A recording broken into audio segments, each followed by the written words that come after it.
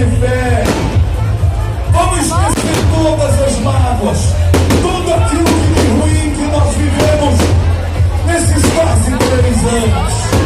Uma dor imensa que hoje tem luz no céu, luz daqueles que batiam, mas que estão no coração da gente.